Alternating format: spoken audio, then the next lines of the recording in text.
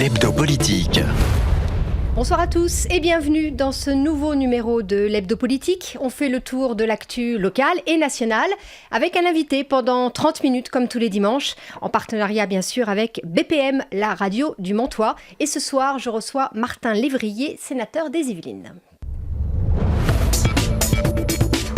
Chaque dimanche à 18h, c'est l'hebdo politique. Martin Lévrier, bonsoir. Bonsoir. Merci d'avoir accepté notre invitation. Vous êtes né le 30 octobre 1962, vous avez 55 ans. Vous avez débuté votre carrière comme directeur de la Fondation Saint-Joseph, qui accueillait des personnes, ou qui accueille toujours des personnes âgées à faibles ressources financières. Puis en 89, vous devenez secrétaire général de Notre-Dame du Grand-Champ, l'un des lycées de Versailles. Vous avez aussi été, durant cette période, responsable administratif de l'UFA, l'unité de formation d'apprentis de Montigny-le-Bretonneux. Au niveau politique maintenant, vous faites une première approche en 88 en étant candidat sur la liste de Jean-Paul Diacre à Loches. Et en 2008, vous êtes élu au conseil municipal de Versailles dans l'équipe de François de Mazières, où vous occupez principalement de la problématique des sans-abri. Vous occupez depuis 2014 le poste en charge du logement social à Versailles et celui de vice-président de Versailles Habitat. Et en juillet 2017, vous êtes nommé en tête de liste de La République En Marche pour les sénatoriales. Et vous êtes élu, c'était le 24 septembre 2017. Et vous devenez d'ailleurs ainsi le premier, et pour l'instant le seul, sénateur de La République En Marche des Yvelines. Au Sénat, je rappelle aussi que vous êtes membre de la Commission des Affaires sociales, membre de la délégation aux droits des femmes et à l'égalité des chances entre les hommes et les femmes, et membre de la mission sur la réinsertion des mineurs enfermés. L'hebdo politique, Véronique de la Maisonneuve. Nous venons de vivre une nouvelle semaine de grève. Transport, maintenant fonctionnaire. Est-ce que le gouvernement va assouplir ses positions ? Parce qu'on a plutôt l'impression qu'il n'entend pas la rue, qu'il n'entend pas les Français. Alors, est-ce que entendre la rue, c'est entendre les Français ? C'est la première question qu'il faut se poser. Nous pensons que nous avons été élus sur un programme très précis du président Emmanuel Macron et que les choses sont très claires dans notre esprit, en particulier sur la fonction publique. Sur la SNCF, c'est un sujet plus complexe. Vous avez vu aujourd'hui un certain nombre de propositions d'évolution qui ont été faites et de discours affirmés sur la reprise de la dette de façon très importante, qui donnent le sentiment que les syndicats se rendent compte que le gouvernement ne laisse pas tomber la SNCF, ne laisse pas tomber bien évidemment le service public. Et donc voilà, on en est là. On s'approche de la fin du conflit là. Je le souhaite vraiment, parce que c'est un conflit qui, d'abord, qui est assez étonnant, parce que c'est un conflit où les cheminots disent qu'ils vont perdre tous leurs avantages, ce qui n'est pas vrai, puisque leur statut ne change pas, c'est pour les suivants. Donc on comprend très très bien ce mouvement, puisqu'on n'attaque absolument pas les cheminots, c'est absolument pas le sujet.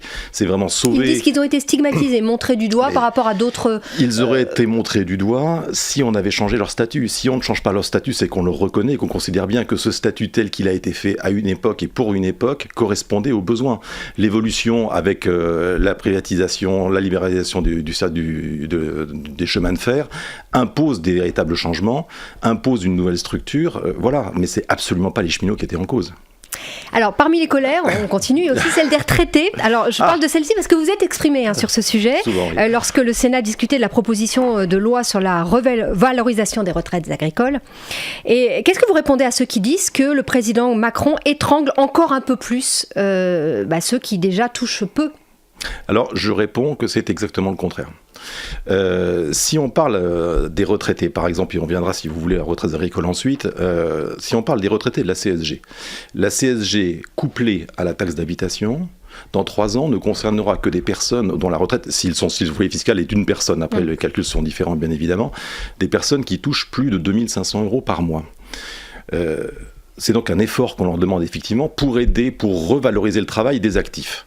Parce que cette relation n'existe pas. Et puis il ne faut pas oublier, si vous voulez, que quand cette génération, qui est aussi la mienne d'ailleurs, cotisions pour les retraités qui étaient des retraités, l'espérance de vie des retraités était de l'ordre de 10-15 ans. Aujourd'hui, elle est près de 40 ans. Or, les jeunes sont pour la plupart au chômage. Donc on ne peut pas faire payer 2 fois aux jeunes ce qui est nos avantages à nous, dont nous on bénéficiera 55 ans, dans 10 ans je serai peut-être en retraite, donc je vais bénéficier de tout ça. Donc si vous voulez, la CSG, c'est vraiment une aide demandée aux retraités qui touchent plus de 2 500 € par mois. C'est l'effort pour la communauté. C'est un effort pour la communauté, pour les jeunes, pour le travail, pour l'activité du travail. Et je profite de ce que vous dites pour donner un autre exemple, un contre-exemple qui vient de moi d'ailleurs, la proposition qu'a fait Agnès Buzyn d'un jour férié supprimé, la ministre de la Santé, c'est une de mes idées et qui est exactement dans la même logique de solidarité. C'est-à-dire d'un côté, les personnes âgées, on demande une solidarité pour revaloriser le travail, d'un autre côté, on va demander aux salariés et aux jeunes un autre type d'effort qui est une journée perdue, c'est-à-dire 2 minutes par jour travaillées, 2 minutes. Ce petit effort, par solidarité, parce qu'on sera tous presque tous un jour en EHPAD et on ne peut pas continuer comme ça. Donc c'est dans cette logique de solidarité. Pour finir sur les retraités, je tiens à rappeler aussi que les 2 gouvernements précédents ont attaqué les personnes âgées et les plus pauvres. Nicolas Sarkozy en supprimant la demi-part pour les veuves, ce qui est énorme, et qui touche immédiatement les personnes âgées à très peu de revenus, et François Hollande en revalorisant de 8% les taxes dès qu'on était imposable. Alors, vous parlez des jeunes, on va parler de l'apprentissage, parce que ça, c'est une réforme qui tient beaucoup à Emmanuel Macron et son gouvernement. Alors là, on a l'impression que tout le monde est fâché. Les syndicats, le MEDEF, qui parle de nationalisation de l'apprentissage, et puis les régions qui ont peur de perdre leurs prérogatives. C'est vrai ou pas ? Vous allez me dire que non. Qu'est-ce que l'apprentissage ? Je souris presque parce que j'ai rencontré tous ces gens-là au Sénat. Je m'occupe de je serai le porteur de ce projet au Sénat. Donc j'ai déjà fait un certain nombre d'auditions, même beaucoup. J'ai rencontré beaucoup de syndicats, j'ai rencontré le MEDEF, j'ai rencontré la CPME, j'ai rencontré une région il n'y a pas longtemps. Le discours en off n'est pas tout à fait le même. Voilà, on va le dire clairement. Ce qui est très important, il ne faut pas rentrer dans le débat politicien par rapport à ça, c'est à quoi sert l'apprentissage si ce n'est aux jeunes et à l'emploi. Une fois qu'on pose ça comme préambule et comme préalable, obligatoirement, si on dit ça, il faut revaloriser l'apprentissage pour donner envie aux jeunes d'y aller.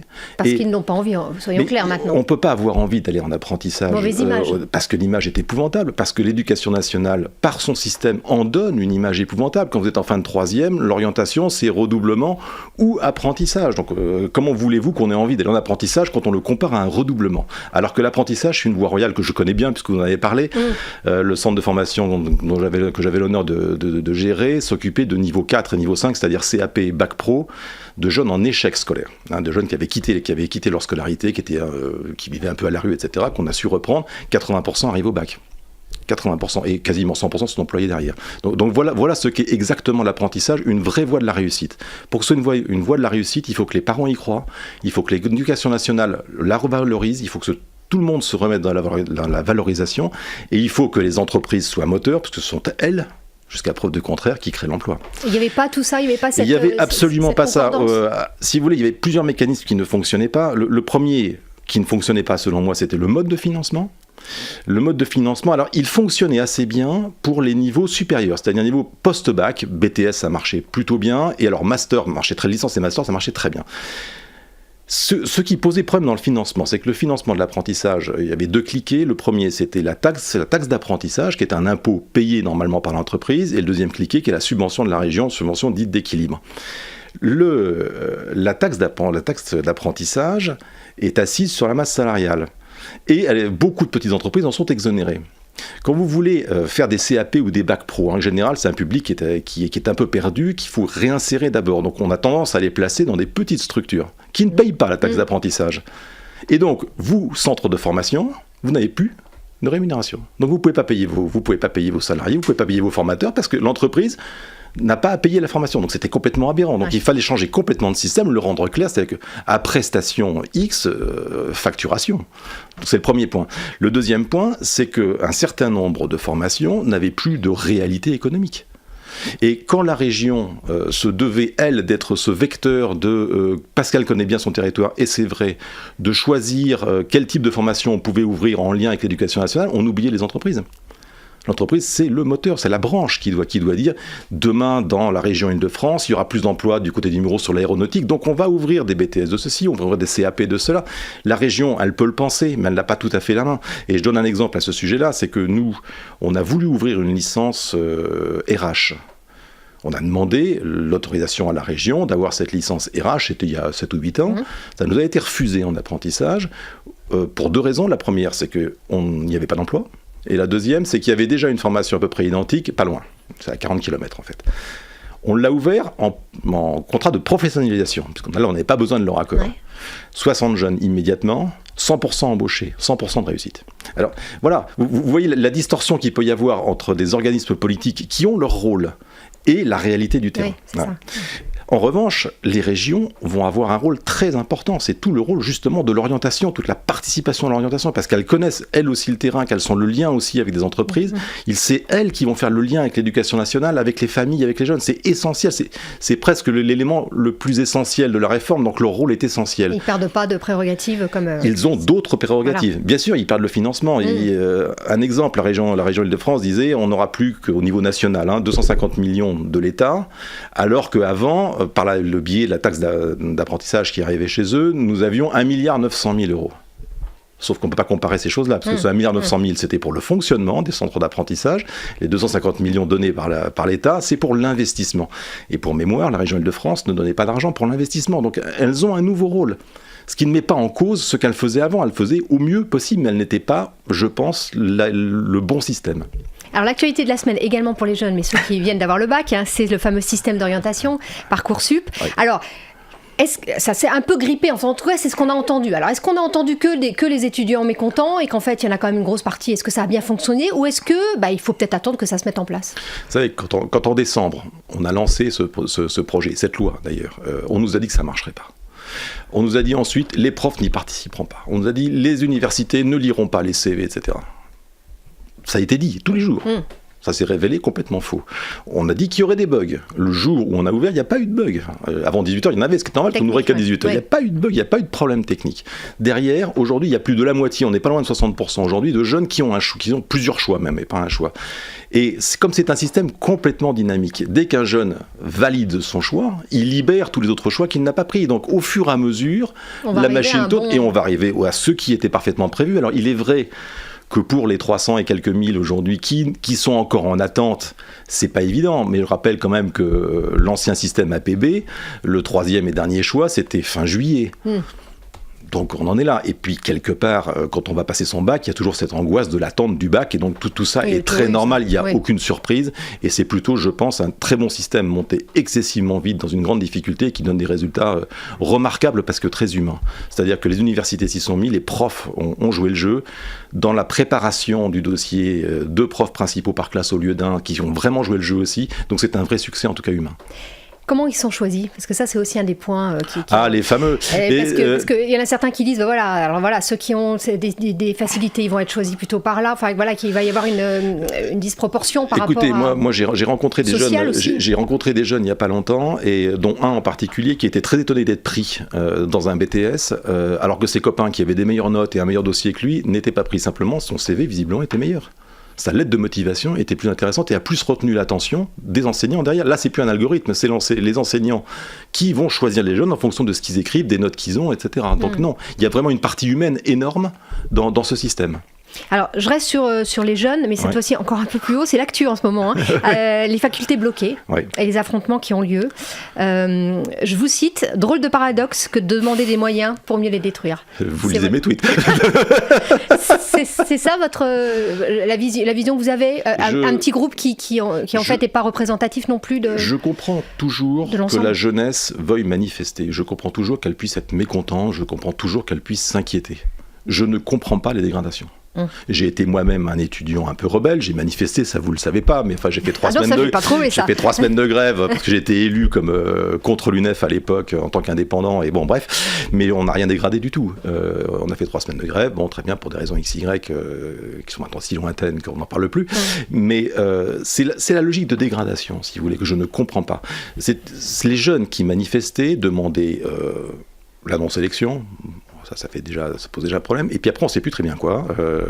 Et derrière, on ouvre les facs et on voit quoi? Une dégradation totale. Alors qu'ils réclamaient des moyens supplémentaires. Mais quand on réclame des moyens supplémentaires et qu'on les détruit, qu'est-ce qu'on veut exactement? Et je ne sais pas si vous avez vu le résultat que ça a donné. C'est que Tolbiac, par exemple, le nombre de dossiers par Parcoursup à Tolbiac a été divisé par 2 par rapport à l'année dernière. Donc en fait, en se croyant avoir la vérité, en voulant l'annoncer par la violence, on détruit ce qu'on voudrait promouvoir. Et en fait, ils ont détruit. Contre-productif. C'est contre-productif. Ils sont en train de détruire l'image de Tolbiac alors qu'ils voudraient la sauver. Donc c'est un paradoxe. Et je les envoie à leur paradoxe et non pas à la violence. Voilà. Allez, on passe à la deuxième partie de cette émission. L'hebdo politique. La suite de cet hebdo politique avec Martin Lévrier, sénateur des Yvelines. La France reste la cible des attaques de Daesh. Récemment, cette attaque dans le quartier de l'Opéra. Un autre attentat déjoué d'après le ministre de l'Intérieur, et on peut imaginer qu'il y en a d'autres, et que le gouvernement vraiment fait son travail, ça je crois que tout le monde fait l'unanimité. Est-ce que d'après vous, il faut être plus sévère avec les fichiers S ? Est-ce qu'il faut revoter l'état d'urgence ? Est-ce qu'il faut serrer un peu plus si on est toujours la cible ? C'est un sujet très grave. À chaque fois que j'ai à parler de ce sujet, je pense toujours aux morts, aux familles qui les entourent, à leurs amis, et c'est toujours un moment pour moi très important. Pour autant, ce n'est pas à la violence répondre systématiquement par plus de rigueur, par plus de violence, par plus de lois. On le voit bien, la démultiplication des lois sécuritaires n'ont pas spécialement sauvé les choses. Je veux dire, on était en état d'urgence, il y a eu des attentats en état d'urgence. Là, on n'est plus en état d'urgence, mais on a renforcé un certain nombre de lois, on ne peut pas empêcher tout. C'est ce qui est terrible. Mais dire « il n'y aura plus d'attentats », c'est mentir. Mais le dire qu'il y aura peut-être encore des risques d'attentats, ça n'est pas baisser les bras. Surtout pas. En revanche, moi, ce qui me perturbe, si vous voulez, c'est ce sentiment que beaucoup des jeunes qui font ces attentats sont récupérés par l'islam. Et c'est en fait une islamisation de la radicalité, si vous voulez. Donc il faut monter un peu plus loin au début de leur vie. Il faut remonter au début de leur vie, aux problèmes d'éducation, aux problèmes d'exclusion. Je veux dire, tous les jeunes, on en parlait tout à l'heure, ce côté un peu rebelle, on l'a tous à un moment ou à un autre, mais quand on devient rebelle parce qu'on n'est pas bien et qu'on n'a pas de structure culturelle, qu'on n'a pas appris, et qu'en plus on a été souvent exclu, qu'on est hors du circuit, faut pas s'étonner qu'on bascule facilement dans n'importe quoi. Alors aujourd'hui, c'est l'islamisation. Faut quand même préciser. Non, je veux dire, on peut, bien sûr, et heureusement, parce que il y a quand même le passage à l'acte. Et quand même, de toute façon, on peut se radicaliser, mais passer à l'acte, c'est encore autre chose. Et il y a une part de folie dans ce genre de passage à l'acte. Et heureusement, tout le monde n'est pas fou, loin de là.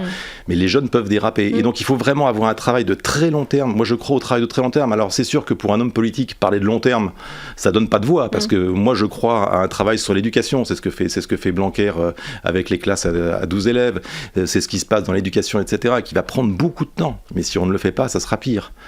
Et puis il faut se rappeler... Il faut croiser un peu les politiques. C'est-à-dire il faut croiser les politiques. Il faut que ce soit l'éducation nationale et aussi les sans l'éducation nationale, pour moi, rien ne peut fonctionner. C'est le point de départ pour moi avant tout, et la famille, bien sûr. Donc aider les familles monoparentales, supprimer la pauvreté, donc le travail. Enfin, c'est un ensemble de choses, c'est pas une seule chose. Donc ne travailler que sur le volet sécuritaire, et si on ne faisait que ça, ne servirait à rien.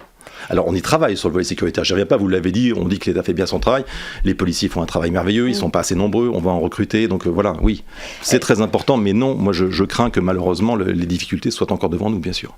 J'ai dit en vous présentant que vous étiez membre de la mission sur la réinsertion des mineurs enfermés, et il y a aussi une radicalisation en prison qu'il faut aussi contrôler, il se passe quelque chose là où c'est pareil, c'est qu'un bout de l'iceberg. C'est un vrai débat, mais c'est ce que je vous dis, hier on auditionnait Pierre Jox.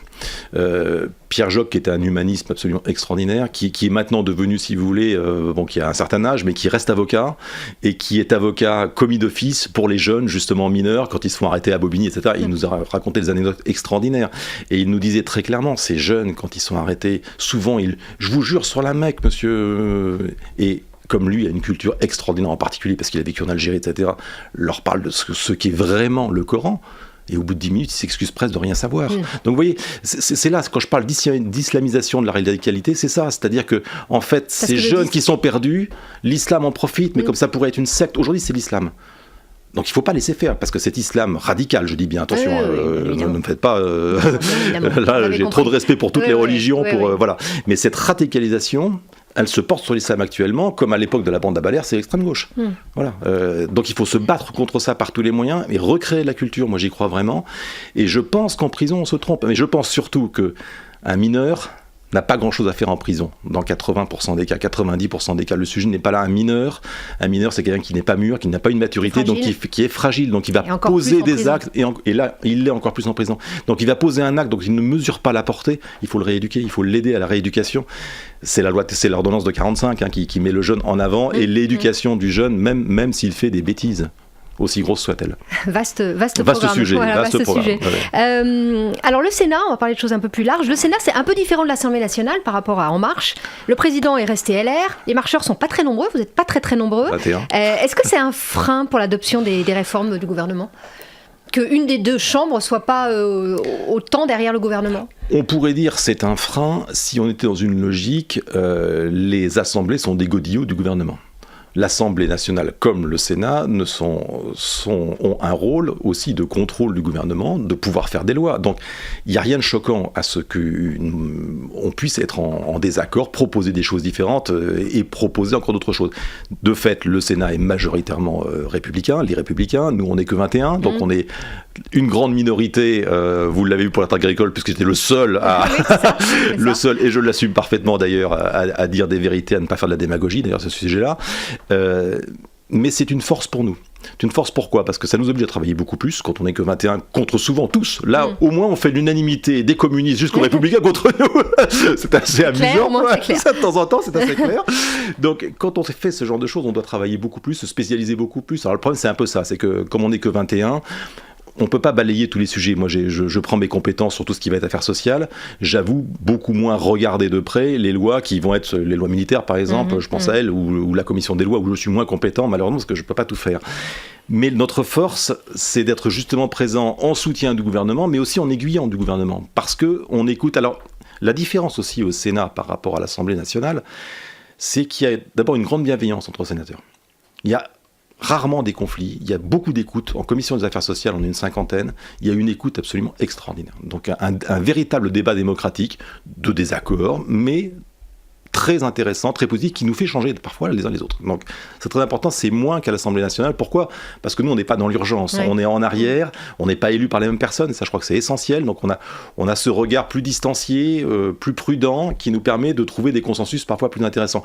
Donc finalement, que ce soit les Républicains qui est la majorité ou quelqu'un d'autre, ça ralentit, ça a son importance, mais ça peut aussi aider. Et cette réforme constitutionnelle, avec principalement, je le répète à chaque fois, puisqu'il y a plein d'autres choses, mais bon, principalement une baisse du nombre de parlementaires et un retour à la proportionnelle modérée. Voilà, modérée. Pour moi, le point de départ, c'est le désamour des Français vis-à-vis de la politique. En la politique, il n'y a pas grand-chose de plus noble finalement, à partir du moment où elle est volontaire et bien faite. Malheureusement, l'image qui a été donnée pendant très longtemps est véhiculée, parfois aussi souvent par la presse, qui véhicule ce qu'elle voit, donc ce qui est intéressant dans l'immédiateté, donc c'est ce qui ne va pas. Et souvent, les mauvais qui montrent un très mauvais exemple, donc on retient cela. Mais 90%, voire plus, même plus, des hommes politiques sont des gens honnêtes. Donc s'il y en a moins, on sera beaucoup plus visible. Et on devrait être beaucoup plus sur le terrain. Je le vis indirectement, étant le seul élu, étant le seul sénateur LAREM du département, j'ai tout le département pour moi tout seul en tant que tel, j'y arrive. Ça demande plus de temps, ça demande plus de déplacements, ça demande plus d'écoute, et alors ? Peut-être que je dirais pas que je fais mieux mon travail que les autres, parce que mes 5 confrères font très bien leur boulot, en plus on s'entend plutôt bien, mais je pense que en ayant plus d'espace pour avoir, j'apprends plus de choses et donc je peux transmettre plus de choses. Donc je ne suis pas contre l'idée d'une baisse du... Et le retour à la proportionnelle, on a des souvenirs historiques de retour de certains partis extrémistes. Il y en a eu sans ça. Il y en a sans ça. Je vous rappelle qu'à l'Assemblée, pas au Sénat, si au Sénat, il y a 2 extrêmes droites.